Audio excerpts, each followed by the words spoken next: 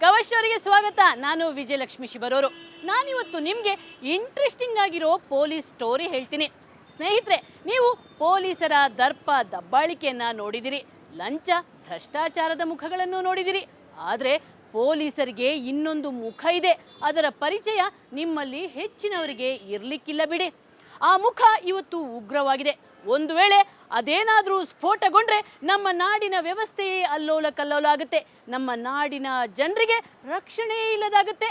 ಹಾಗಾದ್ರೆ ಅದು ಯಾವ ಮುಖ, ಅದು ಯಾಕೆ ಸ್ಫೋಟಗೊಳ್ಳುತ್ತೆ, ಇದರೆಲ್ಲರ ವಿಚಾರ ಹೇಳ್ತೀನಿ ಇವತ್ತಿನ ಕವರ್ ಸ್ಟೋರಿಯಲ್ಲಿ.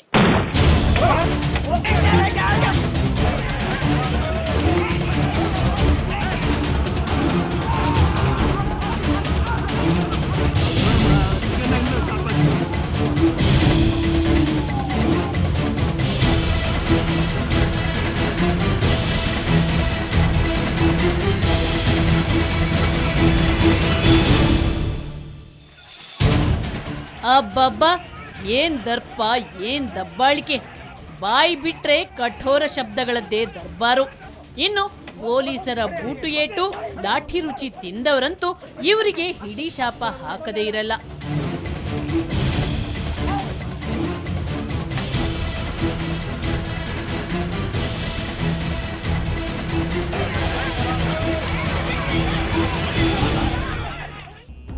ಆದರೆ ಈ ಖಡಕ್ ವ್ಯಕ್ತಿತ್ವದ ಹಿಂದೆ ಒಂದು ಕರುಣಾಜನಕ ಮುಖ ಇದೆ. ಆ ಮುಖದ ಪರಿಚಯ ಹೆಚ್ಚಿನವರಿಗಿಲ್ಲ ಬಿಡಿ. ಯಾಕಂದ್ರೆ ಆ ಮುಖದ ಪರಿಚಯ ಮಾಡಿಸಿಕೊಡುವ ಸ್ವಾತಂತ್ರ್ಯವಾಗ್ಲಿ ತಾಕತ್ತಾಗ್ಲಿ ನಮ್ಮ ರಾಜ್ಯದ ಪೊಲೀಸರಿಗಿಲ್ಲ.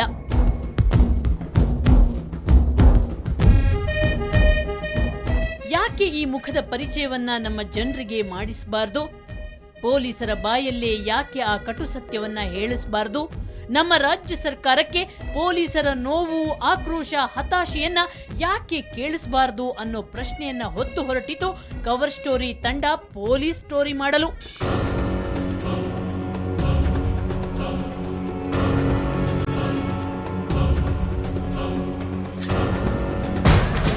ಬಯಲಾಯ್ತು ಭಯಾನಕ ಸತ್ಯ. ನಮ್ಮ ನೆಮ್ಮದಿಗೆ ಹೋರಾಡೋ ರಾಜ್ಯದ ಪೊಲೀಸರು ನೆಮ್ಮದಿಯಿಂದ ಇದ್ದಾರಾ? ಈ ಪ್ರಶ್ನೆಗೆ ಪೊಲೀಸರ ಬಾಯಿಂದಲೇ ಉತ್ತರ ಕೇಳಿ. ಆಫೀಸರ್ ಮೇಲ್ ಆಫೀಸರ್ದು ಮೆಂಟಲ್ ಟಾರ್ಚರ್ ಜಾಸ್ತಿ. ಕಾವಡಿ ಟಾರ್ಚರ್ ಅಂದರೆ ಹೇಳಕ್ಕೆ ಬರೋ ಅರ್ಥ ಟಾರ್ಚರ್ ಇದೆ. ಒಂದು ಇರುವೆ ಮೇಲೆ ಕಾಲಿಟ್ಟಾಗ ಅದೇನಾಗುತ್ತೆ ಗೊತ್ತು, ಸಂಧಿಗಳು ಸಿಕ್ಕರೆ ಒಕ್ಕೊಂಬಿಡುತ್ತೆ.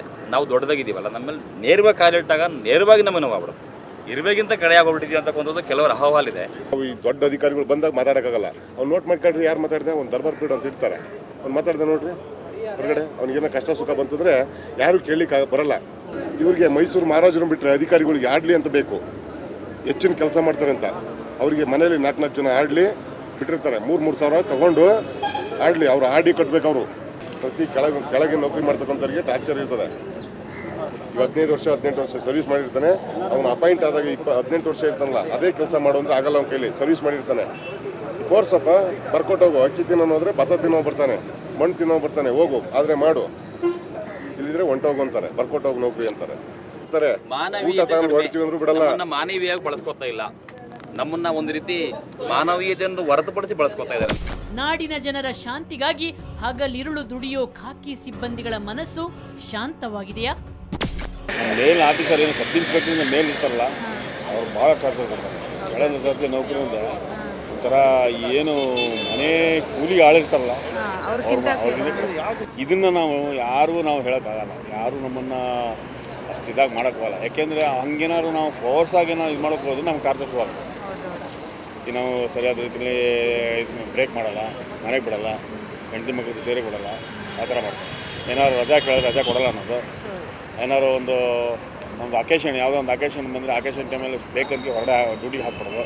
ಅವಾಗ ಕೇಳೋದು 500,000 ಕೇಳೋದು. 500,000 2,000 ಕೆಟ್ಟರೆ ನಿಮ್ಮನ್ನು ಬಿಡೋದು.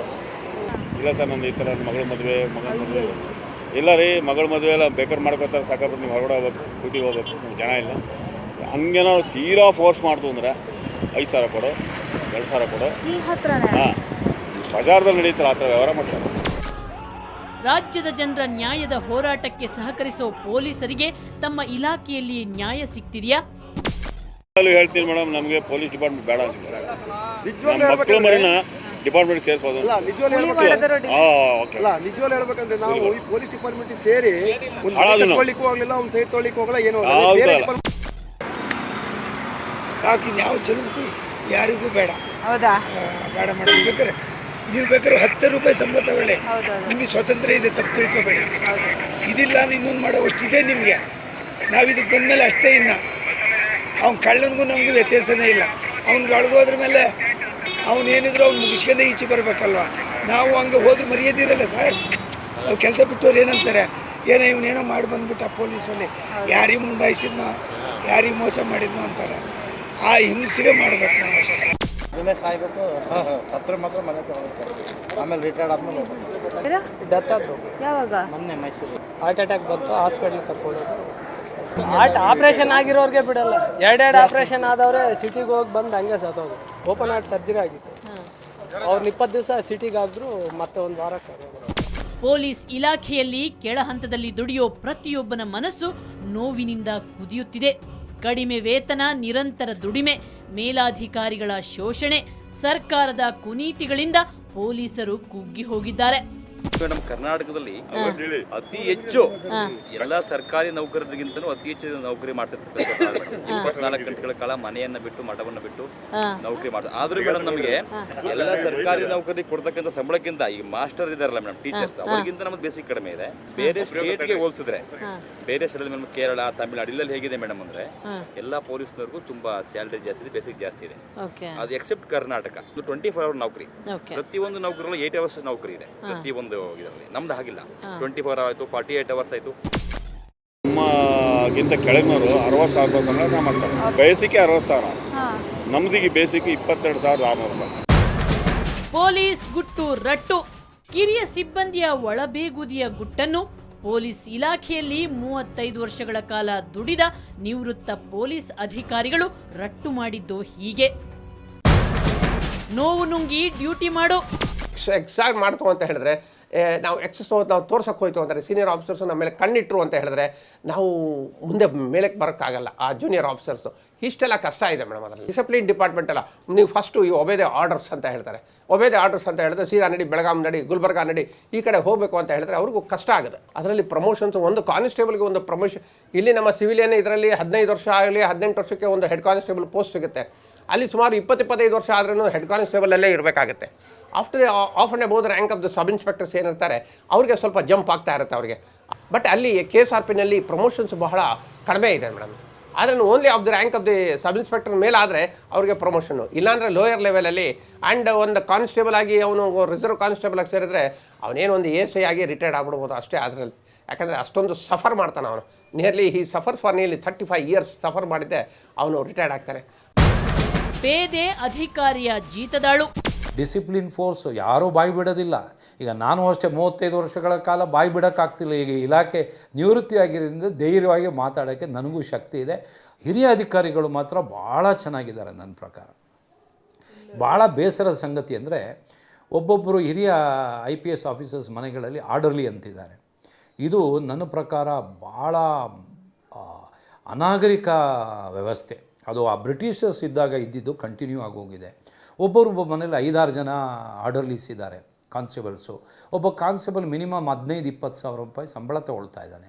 ಈಗ ಒಂದು 10 ಜನ ಆರ್ಡರ್ಲೀಸ್ ಇದ್ದಾರೆ ಅಂದರೆ 10-21 ಲಕ್ಷ ರೂಪಾಯಿ ಅವ್ರು ಕೆಲಸ ಮಾಡೋ ಆರ್ಡರ್ಲಿಗಳ ಸಂಬಳ ವ್ಯರ್ಥ ಆಗ್ತಿದೆ ಸರ್ಕಾರದ್ದು. ಅದನ್ನು ಸರ್ಕಾರ ಇಲ್ಲಿವರೆಗೂ ನೋಡಲಿಲ್ಲ. ನೀವು ನಂಬಲಿಕ್ಕಿಲ್ಲ ನೋಡಿ, ತರಕಾರಿ ಕಟ್ ಮಾಡೋಕ್ಕೆ ಒಬ್ಬ, ತರಕಾರಿ ತರೋಕ್ಕೊಬ್ಬ, ನಾಯಿ ಹಿಡ್ಕೊಳೋಕ್ಕೊಬ್ಬ, ಸ್ಕೂಲ್ಗೆ ಮಕ್ಕಳನ್ನ ಬಿಡೋದಕ್ಕೊಬ್ಬ, ಆಮೇಲೆ ಅಲ್ಲಿ ಏನಾರು ತೋಟ ಗೀಟ ಮಾಡಿಕೊಂಡ್ರೆ ಅದು ನೋಡ್ಕೊಳ್ಳೋಕ್ಕೊಬ್ಬ, ಬಟ್ಟೆ ಒಗೆಯೋದಕ್ಕೊಬ್ಬ, ಇಸ್ತ್ರಿ ಮಾಡೋಕ್ಕೊಬ್ಬ.